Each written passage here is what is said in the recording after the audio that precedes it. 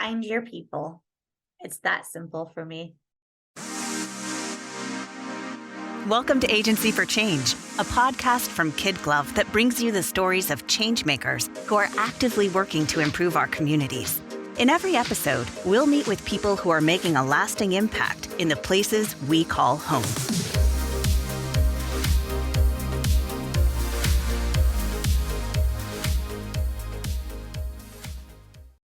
How many of you have recently made changes to your lifestyle in order to live more sustainably? Maybe you've decided to start composting or bringing your own reusable bags to the grocery store. If so, research says you're likely a woman.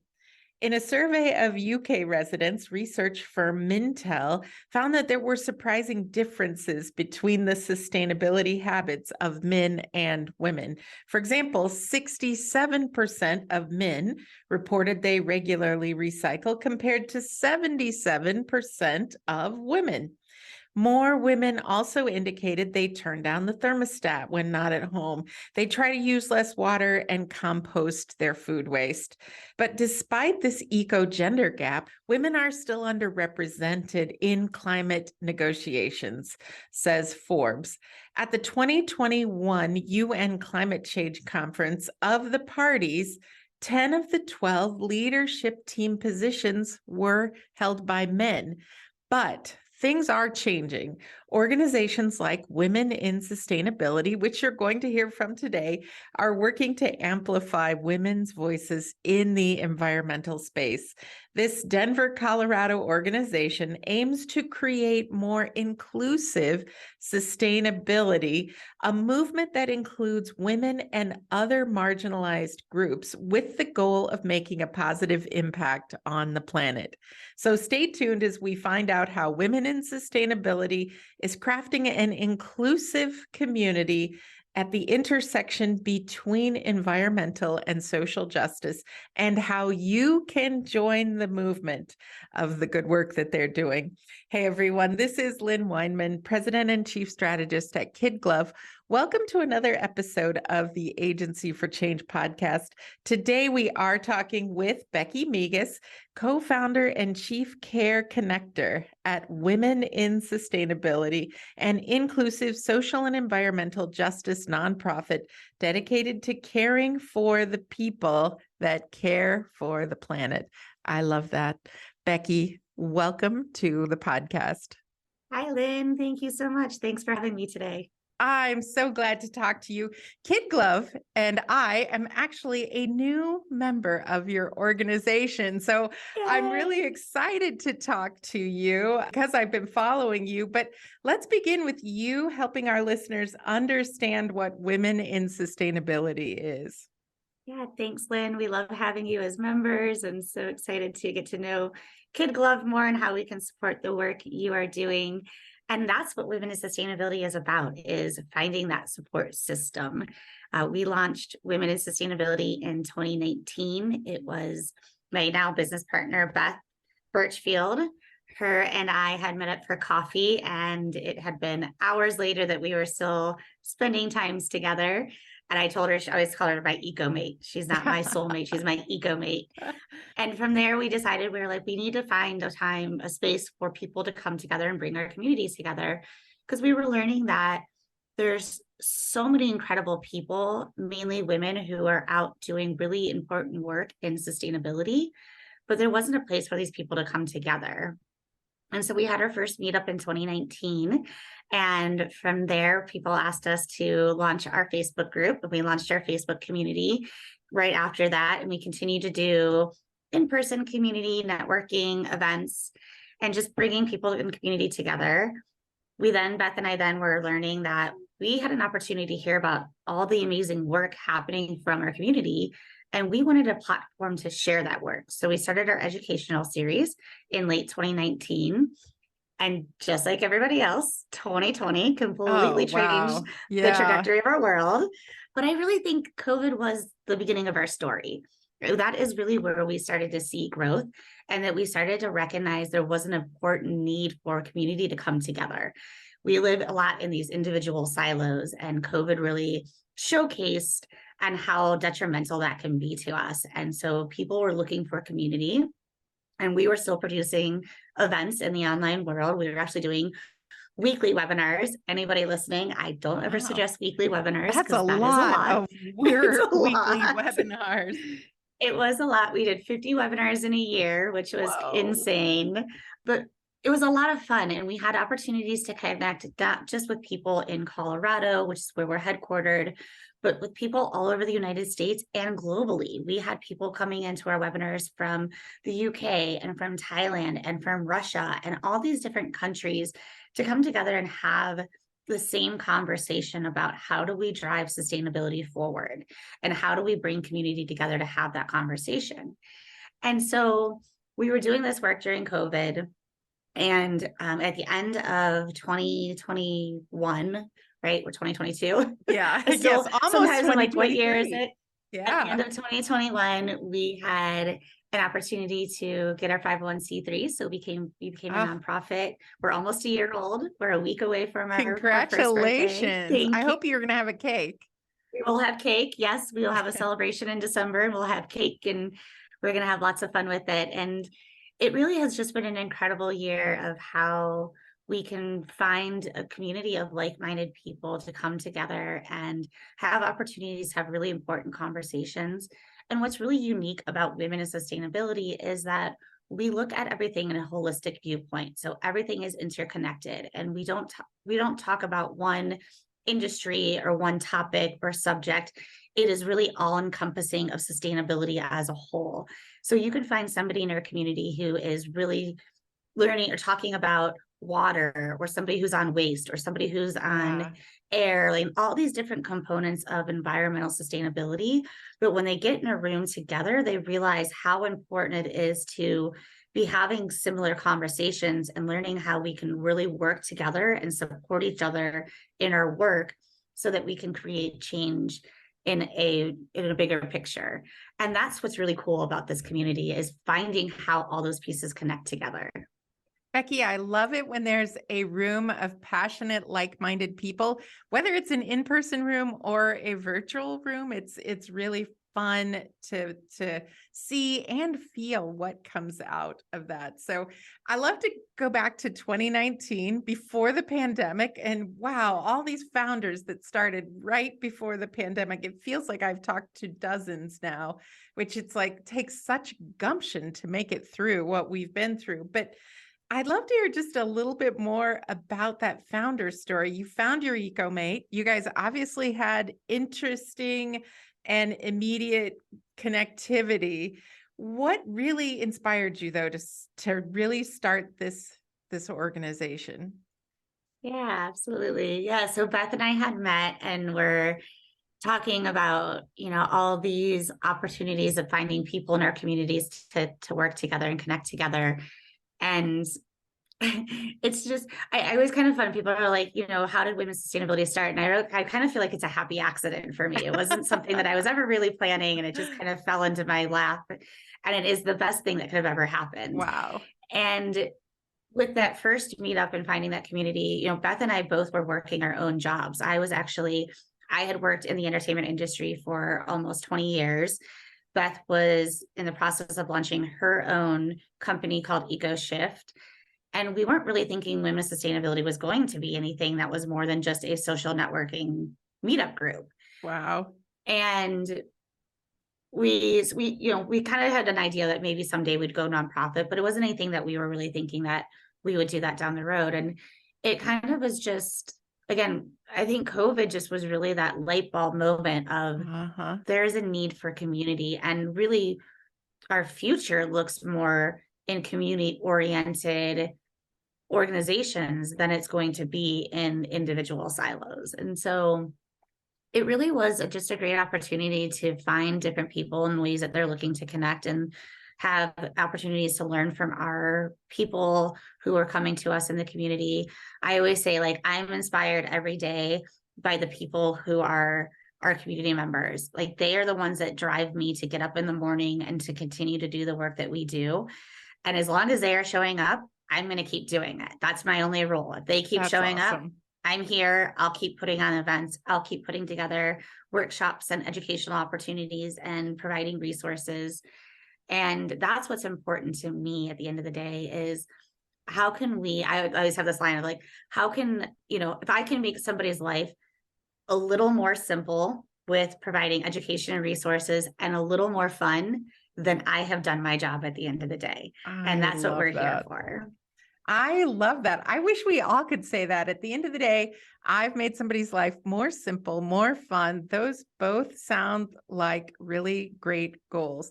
So I am curious, you and Beth, as you started this, you decided to focus on women. And I'm curious, why do you think women have historically been left out of the conversation on sustainability? I think women have been historically left out of most conversations. That's why we're having this conversation right Which is now, why broadcasting it for everyone to listen to. Exactly. Yeah, I think it's just the societal terms that we've always been on where women haven't necessarily been in those important leadership and decision-making roles. And for environmentalism and sustainability, climate issues, women tend to be more in touch with nature.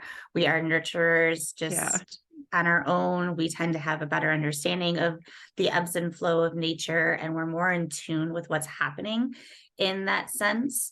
And so I think women in general are just in a really unique position to think about how we can create a future with a more female or female identifying centered view. And it really is just how can we elevate and lift women's voices? And that's what Women in Sustainability is about, is how do we take opportunities to lift women's voices, to lift marginalized voices who have potentially been left out of the conversation, in addition, who are the most impacted by climate issues. So people who are low income or marginalized communities tend to be impacted by, people coming into their communities like waste centers, or we have here in Colorado, Suncor, who is affecting our lower income communities with their air quality and pollution of water. Yeah. And, that's what that impact is huge. And women are the ones that take on the sole responsibility of their homes. They have to be the ones that have to have access to the water, taking care of their children. And when climate issues happen, such as the hurricanes that we're seeing, the flooding that we're seeing, the massive wildfires, women are in charge of having to make sure that they've got everything together to be able to get out of their home if necessary on time. So we are most impacted, but we have the least amount of voice in what's happening. And so we really believe that women, as those nurturers, those connection to nature, have an opportunity to take on a leadership position and more decision-making roles to be able to really think about what our future looks like and how that will impact everybody, and not just women, right? And how it impacts everybody, because we bring in that broader viewpoint and think about everybody in general versus just one little section of humanity. Yeah. So I've got to believe, Becky, too, that as people, as women, as marginalized people, all people, as they learn to use their voice in the area of sustainability, and they build that muscle, so to speak, they're going to learn to use that voice in other forces for good too. So I just think your work is going to be amplified in so many positive ways. I'm curious. So we've talked about women. Can we go into a little bit more detail on who else you're trying to ensure has a voice through this work with women in sustainability? Yeah, absolutely. And I'll note too, to what you were just mentioning, I've got one of our members and a longtime friend, Jen Ewan, she runs a women's organization called the Pledgettes, and that's focused on financial freedom for women and really empowering women. I follow them online. I love the message of the Pledgettes. I had no idea you were going to mention them, but I don't know how I started following them, but I think they do such interesting things. They do amazing things. And Jen is Jen's awesome. And so her kind of, what she always says to me and to her community is that when you put money in women's hand, women are more likely to give back and spend that money into their community. And I think that that's so powerful because like women have better influence when they have money and impact that they create in our society. And I thought that that's just a really, to your point of, women and women in leadership, when we help to put women there, we're gonna give back. And I think it's so powerful. But yeah, so not just women, marginalized communities, as I was mentioning. And, we do have everyone's welcome into our community. So we look at all of the isms. We're really working on racism, classism, sexism, gender identity. Ageism is a big one for us. We actually have a board member who is older, who has also been left out of the conversation because, again, we think about people, it doesn't matter who you are, everyone's going to be affected. I was speaking to somebody not too long ago. His 80-year-old mother lives in Florida. And the night that I spoke to him, you could see the worry on his face. And he said, I can't get my mother out of her home. There's nowhere for her to go because I don't have access to getting her help. We looked into a hotel. All of the hotels in Florida, none of them have elevators. Oh, they don't elevators. have elevators. What? So a woman who cannot walk upstairs, all the bottom room floors were booked, but they could not give her access to these hotel rooms because there was no elevators, which is still mind blowing to me, right? Like we're in 2022. How is that not ADA regulations? And that's part of it too, right? Like thinking about persons, people with disabilities, how are they impacted and affected? Right. And so it doesn't matter who you are at the end of the day. It really is everyone's going to be impacted by this. Some are going to be impacted more than others. And even the wealthy people are not going to get away from climate change. They can try to spend all the money they want, but there's a whole story right now going on. I think it's in Rhode Island about this wealthy neighborhood that sits right on the cliffs. And they've had this, lavish history of wealth and building this community. Well, now they're all having to retreat their homes because their homes are falling off the cliff. Right. So it's terrifying when you drive into areas where they have the homes on the cliffs like that. It's heartbreaking and terrifying just to look up and see that. And they've tried to spend all those, like they spent millions of dollars trying to stop the eroding. They've done like many different projects. And I hate to tell you, but Mother Nature's gonna win in the end. Like she's gonna outsmart us, so everyone's affected. And I think really the goal with women in sustainability is having that important conversation of looking at all the isms and how everyone's going to be impacted and how we can truly start to bring everybody into a community to have their voice heard and not just be there, right? Like actually truly sit down and listen to how everybody's impacted and how we can start to think about what that looks like as a more inclusive society as we develop into the future and we develop our sustainability programs and our environmental needs. How does we find that balance between really meeting humanity's needs and meeting the environmental needs and having that balance between those two? And that's what's important to us, and we're still working on it too. It's still a lot that we're learning. There's still a lot that I've had to learn in my life as an adult when I've had to break down some of my childhood philosophies that have been taught to me. I learn from my community every day. If, something happens, people feel that they can come to me and have a conversation. We've got people who are non-binary in our community, and they've been very open to speaking with me when we do something that hurts them and being able to say, hey, like, can we talk about this? And I think that is what's important is how can we be transparent, say, we're all learning together. This is a new world, new time and space for all of us. Be transparent, but then being open-minded and listening to those people and how we can help to support them at the end. So really, it's a community of people who have kind of never felt like they fit in to a space, but hopefully when they come to us, they feel like they can be in a safe and welcoming space, that they too can have their voices heard. They too can make friends Yeah. or feel like when they leave our events that they can go out and make an impact on the world, because that's what we want people to do. Is we want people to go out and make an impact. Women's sustainability knows itself. We're not going to change everything. It's not us doing the work. It's our community members doing the work. Yeah. And we want to make an impact on them to empower them and uplift their spirits to go out and continue the work that they want and need to do. Becky, I love so much about what you are saying there. And I'm wondering, do you think, is there a misconception that you can only join your group if you are a woman? Yeah, we definitely have that misconception a lot. It's more so like on our webinars, I think people say it, but we have about 5% of our community member is male or male identifying, and or not anybody who's non-binary.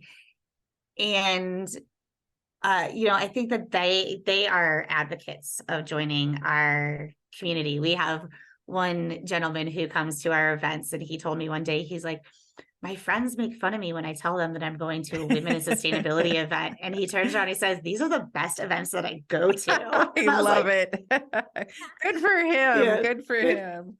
But we have a good community of men who show up, and our belief is that it's not women that we necessarily want to be, we don't want it to be a matriarchal viewpoint, right? Right now we live in a very patriarchal society. We're not saying we want to do a total imbalance and do matriarchal. What we're saying is that we just want to start elevating, lifting women's voices.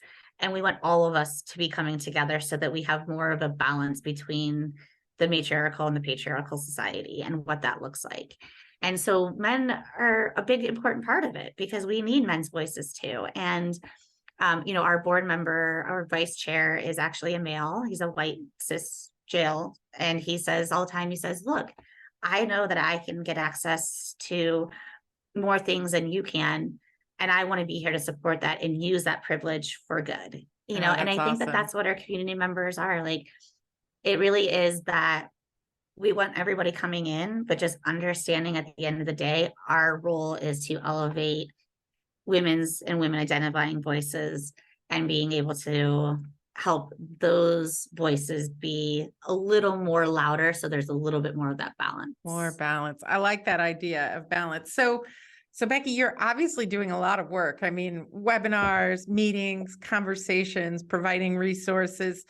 What are some of the things you feel like you've accomplished? And is there anything you're particularly proud of? This is a great question. I mean, I think I start off with the fact that we just even got our 501c3. Like, that's a great accomplishment. That takes people don't realize it takes a lot of work. It's a lot of paperwork. It's a lot of kind of legalese, right? And yeah, congratulations to you for that, because that really provides a high level of legitimacy and I think comfort and trust for people who might be donating to the organization. Yeah, absolutely. Well, and not just to get the 501c3, but everything that comes after. I kind of keep joking. I'm like, at some point in time in my life, I'm going to put together a workbook of all the things they don't tell you about starting a nonprofit. Amen. Yes. Yes. Right. It sounds like I want to start a new nonprofit. Like, it sounds like such a kind, gentle, caring thing to do. And it is. But it is a lot of work, and there's a lot of like legal things that go with it, which seem totally counterintuitive.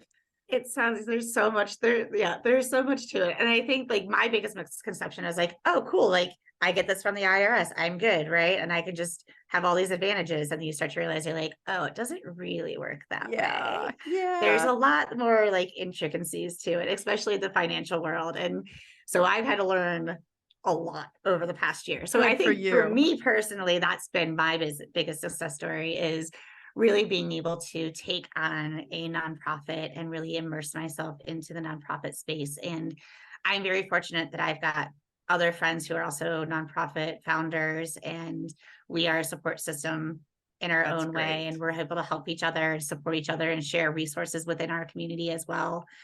And overall for the community, I think it's just been a really incredible year to see how we have organically grown and how we have been able to change people's lives. And That's great.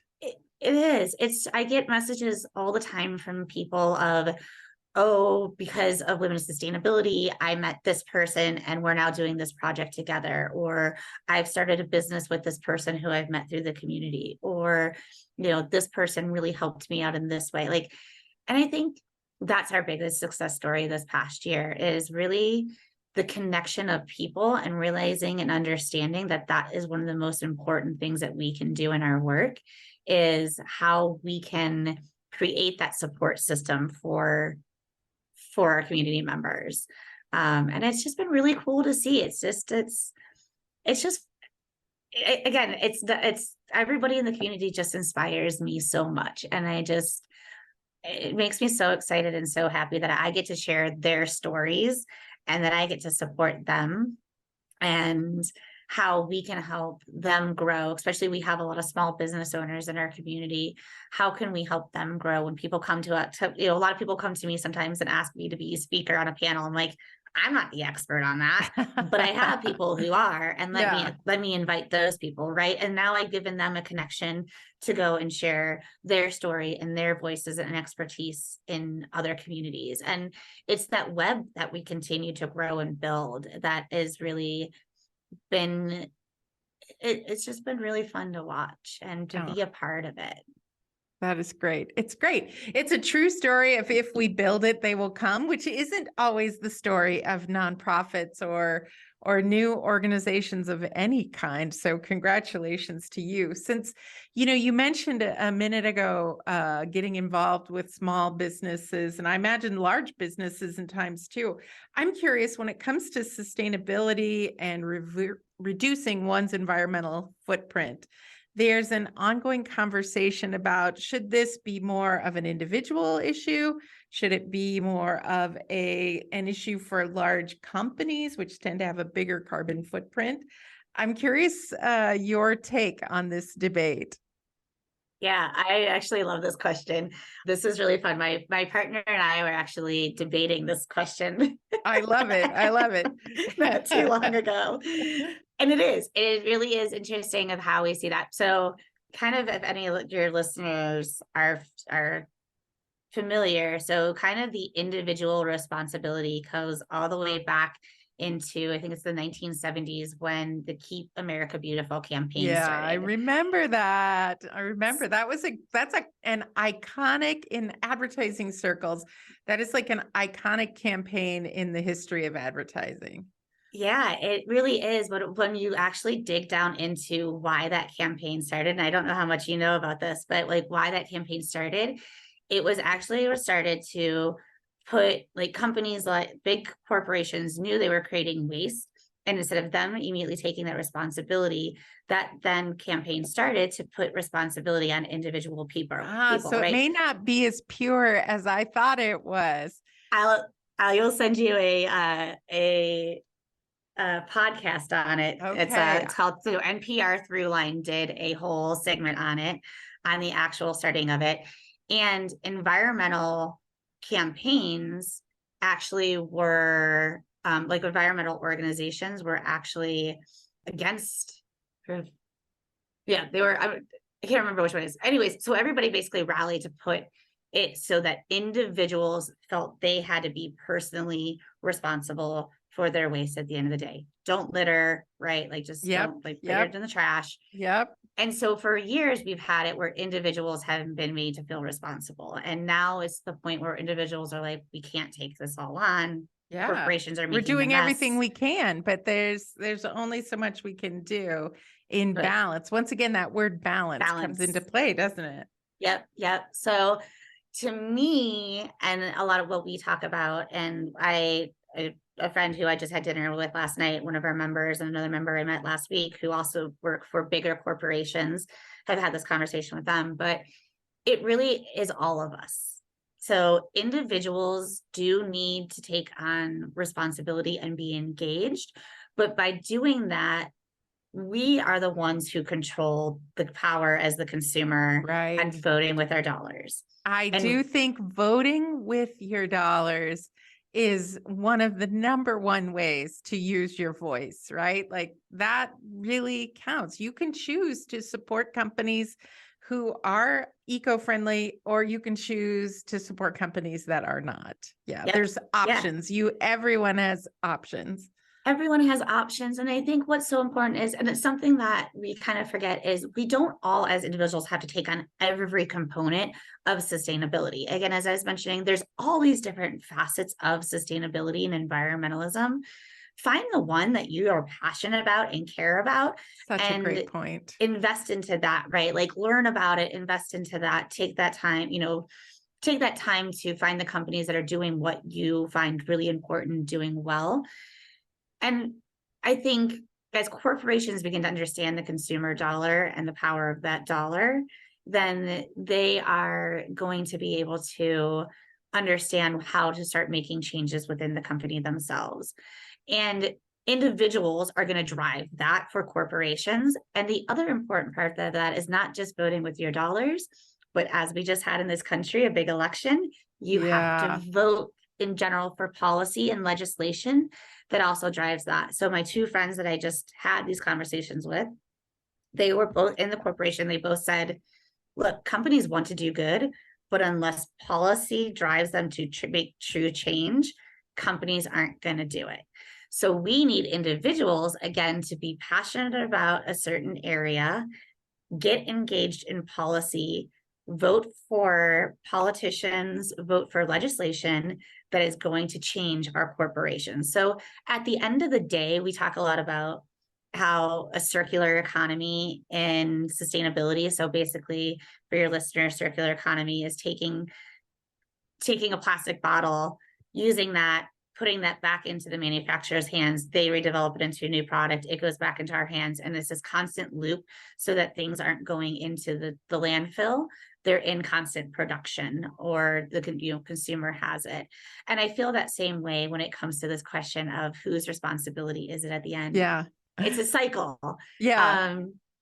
It's a cycle where everybody has to be involved. The individuals have to have the knowledge and understanding of what's going on to vote for those politicians, that legislation that make changes for company that then helps us have our dollars in our hands to put it back into the corporation. So every little component is piece. And at the end of the day, individuals make up corporations, individuals make up our government, and individuals are responsible of how we can make that change and drive that change. So hard, kind of long answer to that question, because I don't think it's as simple as one or the other, but it really is looking at it from this more holistic viewpoint of how all the pieces have to be in a fluid motion to be able to work together in our system. What a great answer, Becky. What a great answer. What a great picture you've painted there. And you know what? I'm going to ask you another big sticky question here too.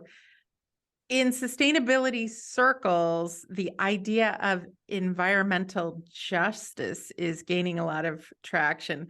I'm curious on how that connects to the work that you're doing. Yeah, environmental justice is huge. You can't talk environmental justice without talking social justice. So environmental justice is basically bringing in that social piece. So talking, as I mentioned earlier, about that marginalized piece, marginalized communities, low income, Black and Brown communities, people who have been affected most by the impact of the environment. What I remember one point as reading somebody's social media account on Instagram, a person that I follow in sustainability. And for a long time, they were promoting this compost company, and they really loved the compost company. We all think, okay, compost is great. It's doing great for the environment. We have to compost, right? Like, well, when she started digging into the company, she found out that this company's was taking all of the compost, and it was located in a low income area. The people in this area were fighting really hard because their air quality was detrimental. They couldn't walk outside without smelling trash. They couldn't walk outside without having poisonous gases that were in their air. Their homes are being polluted, everything around them. And not just that, there was waste that was coming out of this hauler's area. So a lot of bioplastic tends to roll around in wind. And so they had waste that was all in their neighborhood that was being generated by this compost facility. And, she was like, it was mind blowing then to learn that this company she had been promoting for so long, thinking that she was just doing good. The Right. company in itself was actually doing really bad because it was really harming an entire community of people at the Wow. end of the day.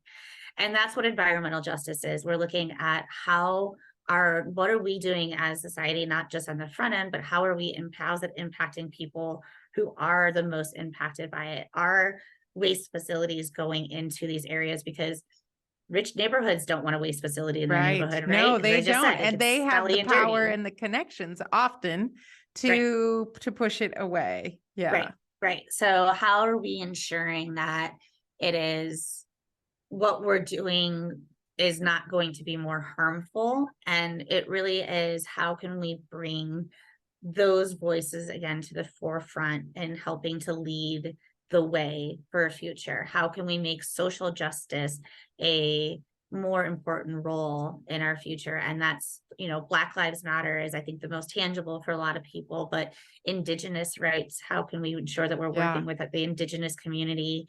How can we ensure that we're working with low income neighborhoods and ensuring that they're not getting waste facilities and dumps in their neighborhood? And, I think that policy again is a big important part to that, because I think sometimes we don't realize policy passes and then how is it affected. And we've got a lot of policy happening here in Colorado that has been passing. We had extended producer responsibility. We were the 5th state to get that passed, so that manufacturers are now required to take more interest in what they're creating and create that more cyclical society. We just passed in Denver 2 bills that will now require compost and recycling for all single home, multi-home events and businesses in our city, which is fantastic. Yay. Wow. But a lot of that is, again, thinking as part of those, we looked at, are there initiatives in part of those policies that will help support low income community members who maybe necessarily can't pay for composting and recycling, right? They can't just show up and just start having extra bills in their Right. pocket. Right. And how are we making it so that they can get access to having compost recycling, but be able to live? Because at the end of the day, we all just have to meet that Maslow hierarchical needs. Right. Right. People have to put food on their If you table. are struggling, composting is not going to be at the top of your list. It is not a priority. Sustainability and environmentalism is not a priority. Yeah. You just need to put food on your table. You need to have clothing. You need to have a roof over your head. Those basic needs have to be met. And so that social justice piece, again, of looking at what is that, how can we ensure that we're encompassing people so that they're not being impacted in a negative way, but can still take part of it, but still be able to meet their needs as well. That's fantastic. So, Becky, I want to bring this full circle. I know that your mission, Women in Sustainability's mission, is to care. And when you say that, care is in all caps. So, and it's for people who care for people who care for the planet. And I'm curious, so what does CARE stand for, since it's in all caps? I'm assuming it stands for something. It does. Yes. Yeah. So yeah, thank you. At the end of the day, our mission is to care for the people that care for the planet through our 4 pillars of community, advocacy, resources, and education. Nice. So care, everything we do fits within those 4 pillars. And community, the people, is first and foremost, always. Nice. So always, again, what I was just talking about, that social justice piece of really thinking about, how is community always at the forefront of our minds, and how do we care for a community of people? And that includes, how are we providing advocacy, advocating for all to help pass those policy, or just getting people engaged in advocacy. I think there's this misconception that politicians are just doing their thing and we don't need to be engaged or involved.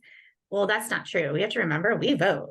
Yeah. We are the ones putting those Right. people in place. They work for us at the end of the day. And they're just people at the end of the day as well. And it is opportunities to connect with your either local legislators, and I'm not just saying on the federal level, state and local is just if not as important as people who work on the federal Right. A level. lot in our of this government. happens at the local level.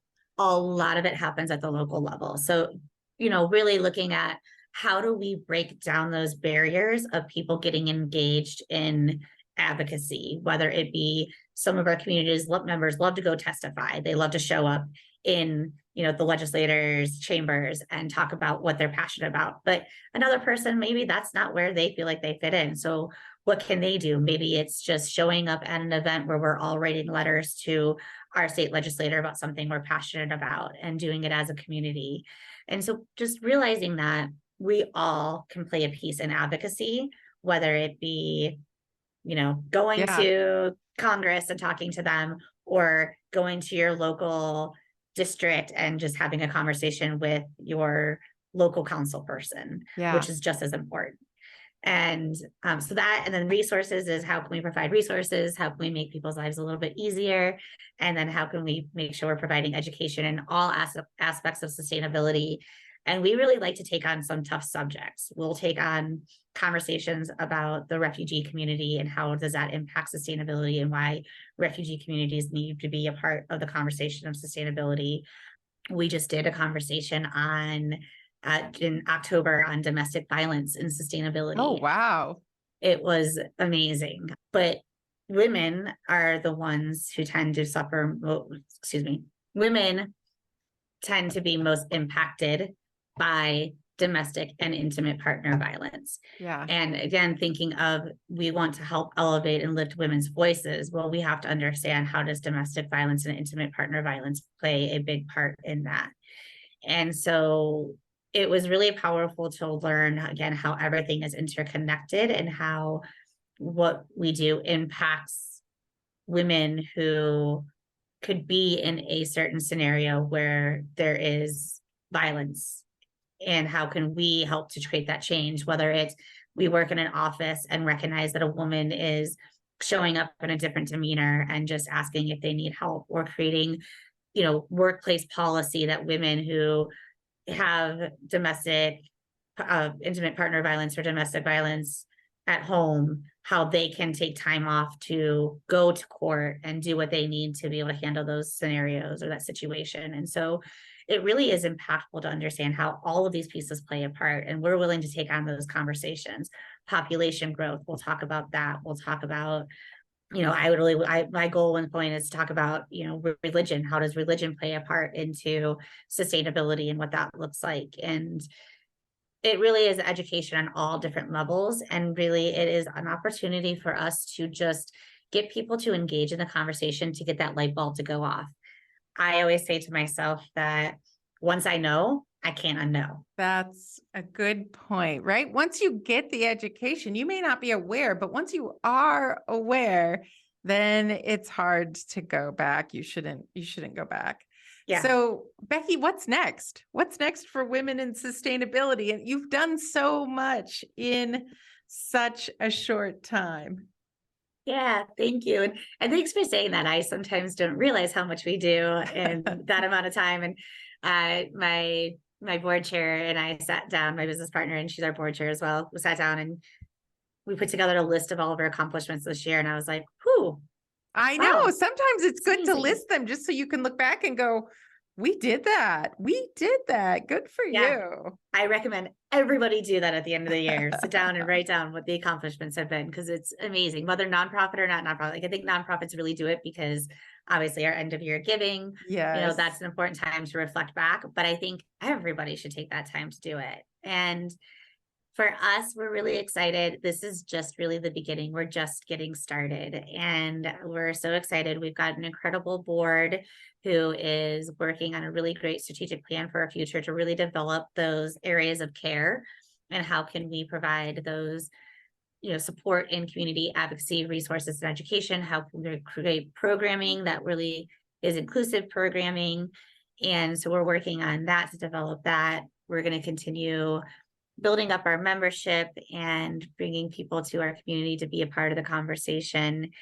And, our ultimate goal, hopefully within the next year and a half, is we want to have chapters all throughout Colorado. Wow. So we've launched our first chapter in Denver and hope to have a few more in Colorado.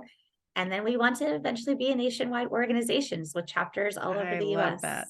I don't even think you should stop there. I think women in sustainability takes on the world. So I could totally see it. I could totally see it. So Becky, if people want to find out about what you're doing, like let's say they listen to this in February or March, how could they find out what's going on with women in sustainability? Yeah, absolutely. We always have lots of events going on that people can get involved in. We do anywhere between in-person networking events to in-person workshops as well as online. So any of your listeners who are not in Colorado currently can still come and be part of our community.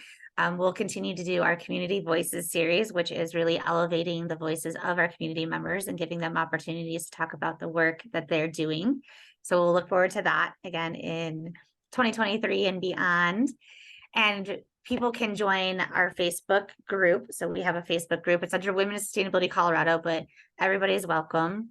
Got it. So you can join that. And then we also have our website at womeninsustainability.org with all of our upcoming events listed there, as well as our Instagram page. People can join us on Instagram. And eventually we're going to have TikTok. I'm trying to get in with the cool kids and learn TikTok. Nice.